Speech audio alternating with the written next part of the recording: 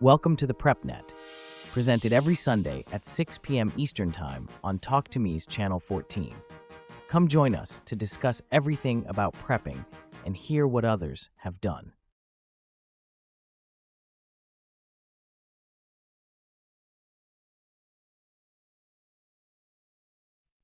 All about electricity. Additional information, connector types. Since we use various types of connectors when building emergency power systems, we will cover some of the most common connectors in use today. There are basically three types of connectors we used in our emergency battery backup system. They are ring connectors, fork connectors, and quick disconnect type connectors. Each type of connector has its place in your battery system. Let's start with ring connectors. A ring connector, or lug, is an enclosed ring. The pro of ring connectors is that they are the most secure type of connector and will give you the best electrical connection. A big con, in my opinion, is that the screw or nut has to be completely removed to attach your connector. If you will be connecting and disconnecting those wires often, or in an emergency, you want to quickly disconnect the wires, so a ring connector might not be the way to go. This will be up to you. The small ring connectors are common in battery banks, fuse blocks, and bus bars. Their current rating is up to 30 amps, depending on the connector and wire size. Use the proper ratchet crimp tool to install these on your wires. Do not use pliers. This is as good a place as any to talk about crimping tools before we continue. Most of your smaller connectors should use a ratchet-type crimper. They are easy to use and will give you a good solid crimp. Using pliers is not a good idea and will cause you problems in the long run. Now to the large ring connectors, or lugs. Large copper lugs are used with large cables, usually from the battery to the inverter, and from the battery to the bus bar. Their current rating is from 50 to 400 amps, depending on cable size. You must use a hydraulic crimp tool to install the copper lugs on your large cables, as a lot of pressure is needed to properly crimp these types of connectors. You will need a hydraulic crimp tool that can provide at least 10 tons of pressure. I had this type of hydraulic crimp tool, but the end broke off after some use, so I went to this style and it works perfectly. Note, do not simply solder these connections, as the wire and lug could heat up due to a heavy load. The wire could become disconnected from the lug, and if energized, this could cause a short circuit and fire. In fact, all connectors should only be crimped. If crimped properly, soldering is not necessary. Pro tip: torque to specification. Loose lugs make heat, and heat makes drama. You should also periodically check the tightness of any connections using ring-type connectors. Fork connectors. Fork connectors allow quicker removal from screw connections on fuse blocks, some circuit breakers, or control connections. Their current rating is up to 30 amps, depending on the connector and wire size. Use fork connectors if you need to connect and disconnect the wires often. That is their advantage, but ring connectors are more secure. Use the proper ratchet crimp tool to install these on your wires, as we discussed above. Now to the quick disconnect type connectors. There are many types of quick disconnect connectors. Some are for individual wires, while others are enclosed for 2 wires. Some are not polarity protected, and a reverse connection is possible if you're not careful. Color coding and heat shrink are your friends. Some connectors are in polarized housings with male and female plugs that cannot be plugged in backward. Finally, we have genderless connectors. All the connectors are the same, no male or female, but they will connect positive to positive and negative to negative. Let's start with the non-polarity protected connector. Spade connectors are a flat blade-like connector. They come in insulated and non-insulated configurations. Their current rating is up to 30 amps, depending on the connector and wire size.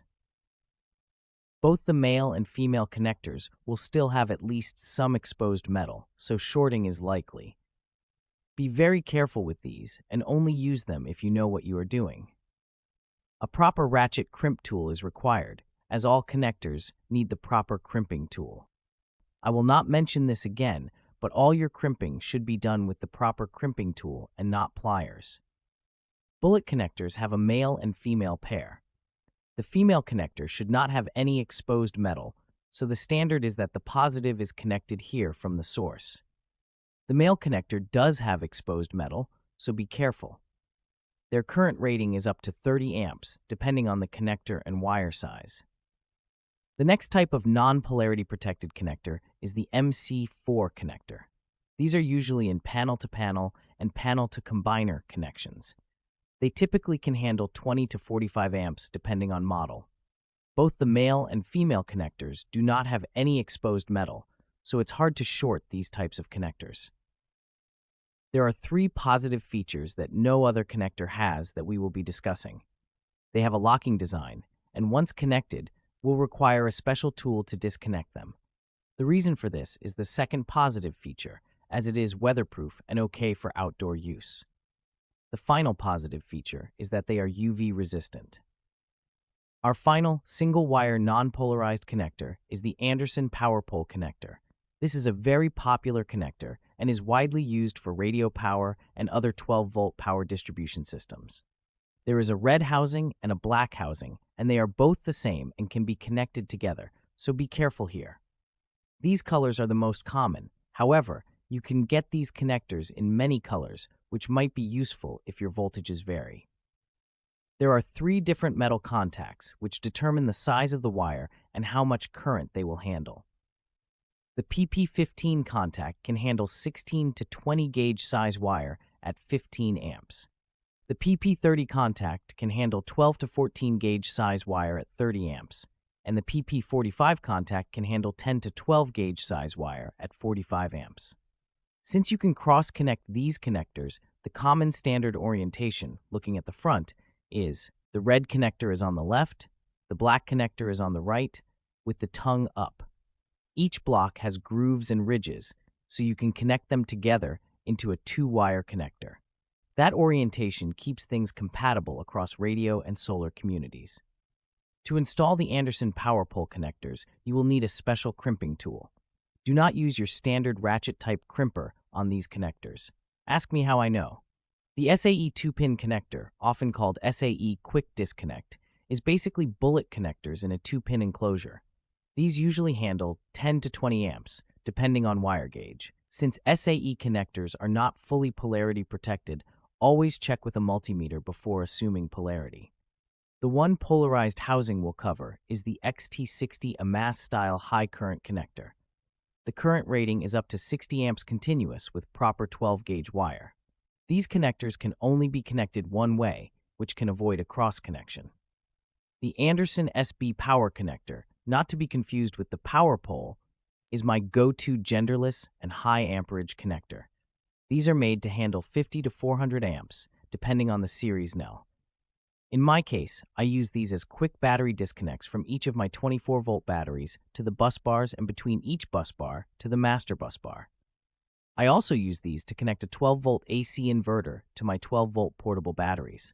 This way, the inverter, when not needed, can be easily removed.